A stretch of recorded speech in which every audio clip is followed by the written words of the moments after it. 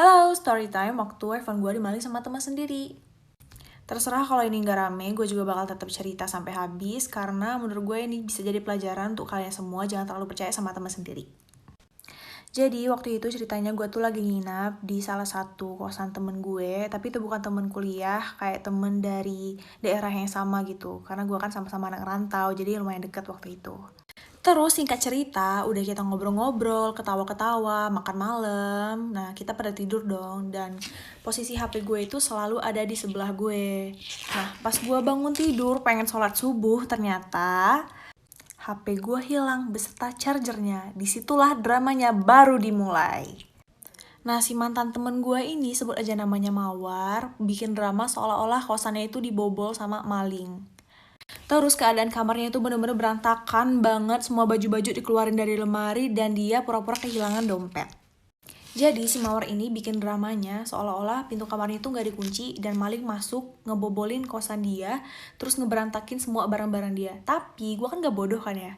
Nah barang-barang yang berantakan itu malah kayak mukena, buku-buku dalam tas gue, dan dompet gue gak diambil cuy. HP dia juga gak diambil, logika aja deh mana ada maling kayak gitu. Tapi udah kejadian itu gue langsung sholat subuh dan gue dapat pencerahan. Gue ngeliat pakai mata kepala gue sendiri, temen gue ini ngeberesin kosannya. Jadi kayak mukena yang udah berantakin tadi dia lipat sendiri, terus dia taruh di atas meja. Udah itu buku-buku yang dia berantakin dia taruh lagi dalam tas gue. Dan logika aja dah, mana ada maling kayak gitu, goblok. Dan karena gue tahu HP gue itu dimaling sama temen gue sendiri, gue jadinya nggak panik dong. Karena iPhone kan kalau misalnya udah di lock dan dia nggak tahu passcode kita kan nggak bisa dipakai kan tuh HP, bakal jadi bangkai doang. Jadi gue tetap memutuskan untuk kuliah pagi itu. Lanjut ya, nggak cukup. Udah nyampe di kelas, gue ceritain sama temen gue kalau HP gue itu lagi hilang dan gue lagi nggak bisa dihubungin.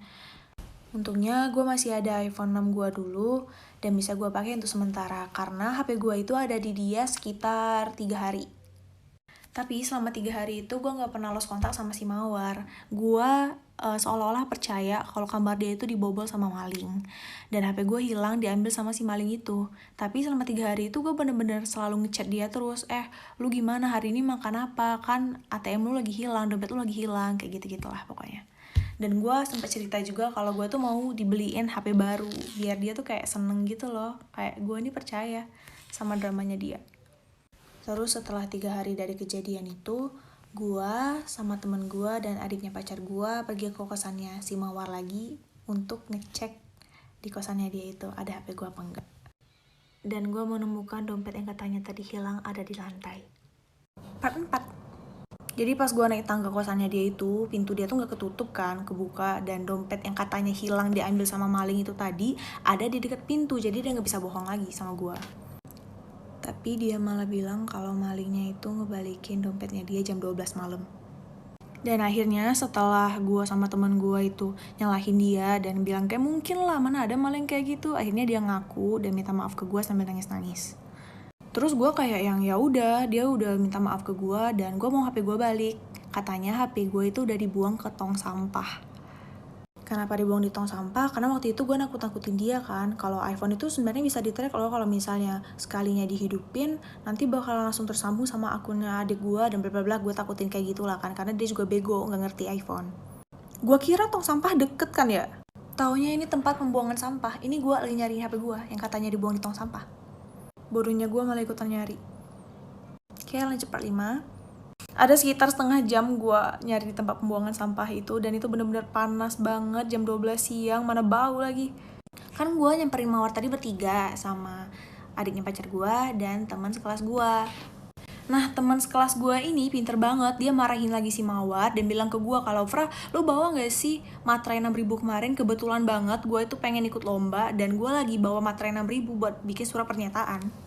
Dan gue balik lagi ke kosannya si Mawar, suruh dia bikin surat pernyataan di atas kertas gitu kalau dia bakalan ngebalikin HP gue dengan nominal yang sama dan ditandatangani di atas materai. Terus gue foto dia kayak gini dan gue tahan KTP-nya. Terus HP-nya mana? Belum dibalikin. Gue balik dulu ketemu sama tante gue dan gue pengen lapor polisi. Tante gue yakin banget kalau HP gue itu masih ada di dia, gak dibuang di tempat pembuangan sampah. Dan akhirnya kita balik lagi ke kosannya dia. Oke, part terakhir. Pas gue lagi di jalan pengen balik ke kosannya si Mawar, pacar gue ini nelpon. By the way, kenapa gue pergi sama adiknya pacar gue bukan pacar gue? Karena gue itu lagi LDR, posisinya pacar gue lagi kuliah di ITB. Pacar gue ngabarin katanya si Mawar ini nelpon dia dan bilang kalau HP-nya itu ada di kamar, nggak ada di tempat pembuangan sampah. Jadi semuanya itu bener-bener drama banget, parah. Dan alhamdulillahnya karena handphone ini masih rezeki gue, dia balik lagi ke gue. Gue cerita kayak gini bukan maksud apa-apa, tapi pengen kasih pembelajaran aja ke teman-teman semuanya berdasarkan apa yang gue rasain dulu.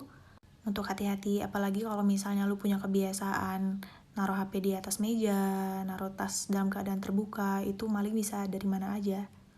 Karena barang-barang yang terkadang menurut kita itu biasa aja, belum tentu biasa untuk orang lain. Makasih yang udah dengerin sampai habis. Awalnya gue percaya kalau kosannya itu kebobol, dan gue bersyukur dong, gue kan cewek tidur pakai celana pendek, gue nggak diapa-apain, gue bersyukur banget.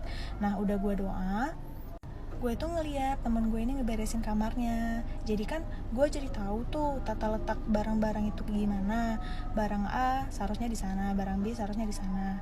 Dari situ gue nyadar dong, mana ada maling mau ngebongkar baju-baju yang digantung-gantung gitu loh, terus mukena-mukena yang ada di atas meja, kayak nggak mungkin kan. Terus maling yang ngebongkarin buku-buku yang ada di rak buku gitu, kan gak mungkin.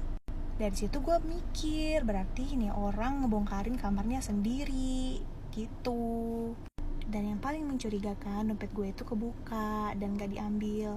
Kalau misalnya emang itu maling, pasti dia ngambil dompetnya dong. Masa dia mau ngebongkarin satu kamar terus ada dompet dibiarin aja? Ya gak sih?